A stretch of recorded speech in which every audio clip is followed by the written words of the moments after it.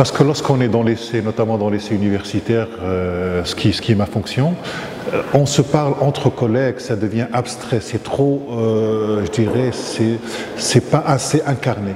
Et que Daesh arrive à attirer beaucoup de jeunes par l'image, par l'émotion. Il arrive à susciter une émotion et beaucoup de jeunes basculent face à une émotion. Et donc, lorsque vous avez une émotion qui est aussi forte, qui est capable de renverser, je dirais, des pays, puisque par exemple en France, on a eu un problème des réfugiés européens, il a fallu une image de ce bébé mort au bord de la plage pour que les gens puissent être bouleversés.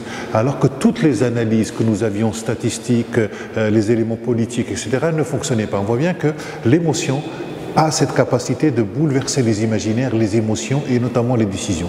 Et à partir du moment où nous avons des jeunes qui passent par là, il faut être capable de leur proposer une autre émotion. Et seul aujourd'hui, me semble-t-il, la fiction, le théâtre, la littérature, c'est-à-dire un moment où le jeune va devenir sujet, et il va s'approprier une histoire, il va pouvoir à un moment s'identifier et bouleverser son imaginaire. Et donc pour moi le théâtre, et je le vois chaque jour, puisque en Belgique, en France et ailleurs, l'être à Nour arrive à bouleverser à la fois les jeunes et les adultes. Ça permet beaucoup de discuter entre les enfants et les parents. Et vous savez, j'ai rencontré beaucoup de parents maghrébins, notamment en France, qui avaient peur de faire lire l'être à Nour à leurs enfants. Et je leur disais pourquoi? Et les arguments sont tellement forts qu'on a peur qu'ils basculent.